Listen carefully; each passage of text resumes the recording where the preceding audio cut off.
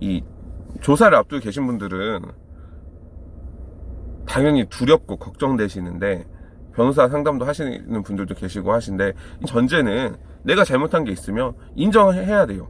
인정하고 내가 이 부분은 잘못했다, 다시는 하지 않겠다라고 하는 이런 의미가 분명히 필요합니다. 네, 안녕하십니까, 박종민 변호사입니다. 오늘 영상에서는 경찰 조사를 앞두고 있을 때 어떤 방식으로 조사 임해야 하는지에 대한 내용을 다뤄보려고 합니다. 제가 지난 영상에서도 말씀드렸을 텐데, 이 경찰 조사를 앞두고 계신 분들이 변호사 상담을 받아보시면은 대부분 그런 얘기를 합니다. 조사를 잘 받아야 돼요. 조사를 잘 받는다는 게 도대체 어떤 의미인가요? 굉장히 좀 추상적이고 광범위하죠. 어떻게 보면 이제 무책임한 얘기일 수도 있고요. 그래서 오늘은 이제 대표적인 사례를 좀 중심으로 해서 말씀드려 보려고 하는데, 일단 음주운전과 관련된 사례로 말씀을 드려볼게요. 왜냐면은 이게 굉장히 많은 분들이 이 같은 실수를 반복하는 것 같아요, 음주운전 관련해서. 그래서 예전에는 뭐 음주운전 3진 뭐 이런 얘기 있었고, 한 작년 정도까지만 하더라도 그 뭐 약식 기소가 된 사건들도 있었고, 물론 그렇지만 지금은 뭐 흔히 말하는 윤창호법 시행으로 인해서 3번 음주운전을 했는데 벌금으로 마무리된다라는 거는 전혀 기대하기 힘들고, 음주 뭐 3번에서 4번 정도 사건이라면 집행유예 나오는 게 굉장히 성공한 케이스라고 할 수 있는데요. 그다음에 자, 음주운전과 관련된 사건들을 보면은 첫 번째 케이스는 일단 인정하십니다. 내가 술을 먹었고 어느 정도 먹었고 뭐 인사사고 같은 게 껴있다고 하면 빠르게 합의를 하신다거나 하시는 분들이 계세요. 두 번째 케이스는 어떻게 보면 좀 나쁜 거예요. 좀 변명으로 일관하시는 분들인데, 이게 좀 적지 않은 사례들에서 나오는 것 같아요. 그래서 뭐냐면은 술집에서 술을 먹고 집으로 왔어요. 오는 데까지는 문제는 없었어. 근데 중간에 뭐 접촉사고가 있었다던가, 아니면 주차장에서 시비가 붙어서 누군가가 신고를 했어요.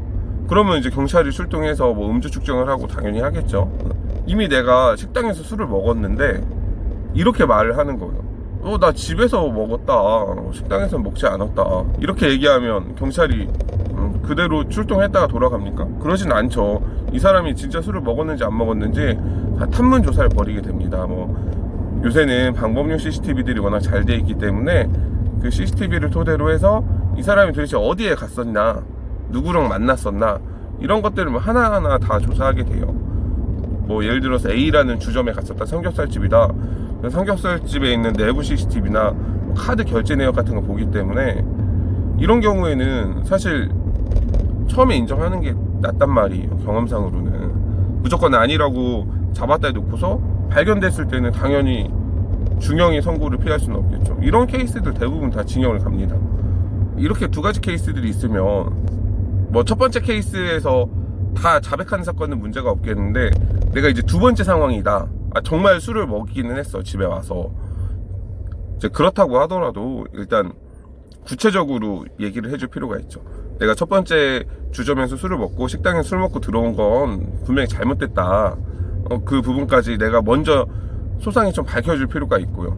음주 양도 중요하고 음주 운전한 이동 거리도 중요하단 말이에요. 내가 음주를 어떻게 했었고 음주 양이 어느 정도인지 정확하게 밝히면서 수사에 임하는 게 필요해요. 그걸 자꾸 거짓말로 하려고 했을 때 이 경찰분들도 그렇게 되면은 이 피의자, 현재 피의자 신분으로 되어 있는 사람이 썩 좋아 보이지는 않잖아요. 그러면 수사 절차에서도 좀 뭔가 유리하게 작용할 수 있는 점들을 좀 많이 놓치게 되는 경우들이 있습니다.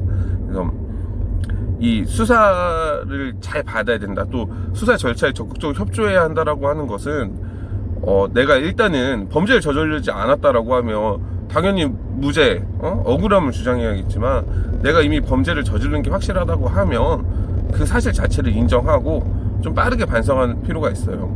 제가 예전에 했던 사건들 중에 뭐 이런 식으로, 물론 이제 경찰 조사, 검찰 조사까지 다 끝나고 왔던 사건이라서 뭐 제가 어떻게 할 수 있는 건 아니었지만, 조사 과정 중에 뭐 경찰이 자료를 제출해라, 네가 뭐 억울하다고 하니 너의 억울함을 풀어줄 수 있는 자료를 제출하라고 하니까 이 사람이 한 말이 저도 좀 경악스러웠어요.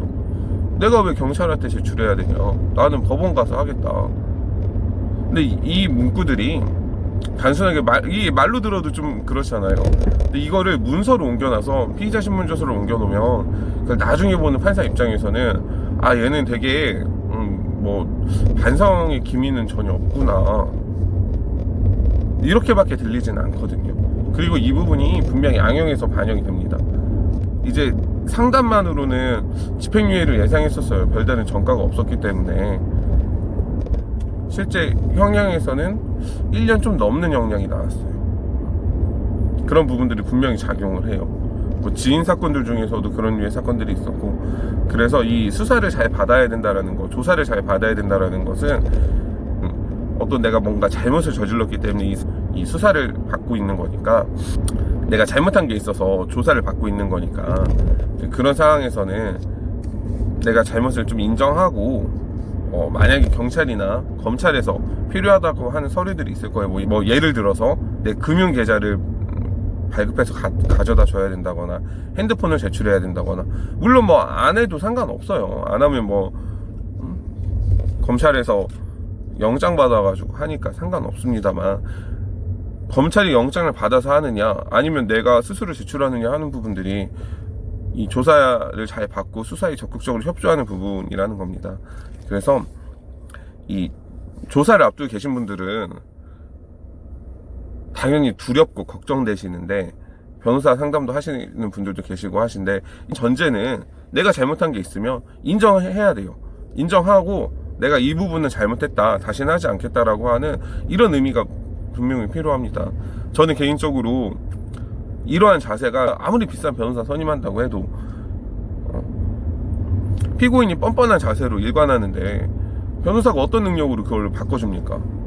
결국 가장 중요한 것은 이 기본적인 자세이기 때문에, 좀 영상 보고 계시는 분들도 혹시라도 뭐 이 형사사건에 휘말리게 되시면은 이 부분을 분명히 놓치지 않고 잘 숙지하고 계셨으면 해요. 제가 상담하다 보면 조사를 어떻게 받아야 되나요? 뭐 어떻게 준비해야 되나요? 라는 말들을 많이 들어서 그렇습니다.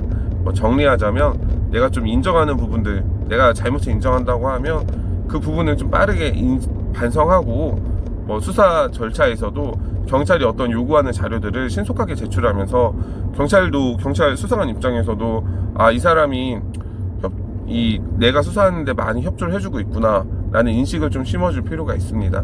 그래서 이런 부분들을 좀 유념해 두시라고 이번 영상을 만들게 되었습니다. 오늘 영상 부분과 관련해서 궁금한 거 있으시면은 사무실로 연락 주시면은 뭐 구체적인 부분 상담 드리도록 하겠습니다. 감사합니다.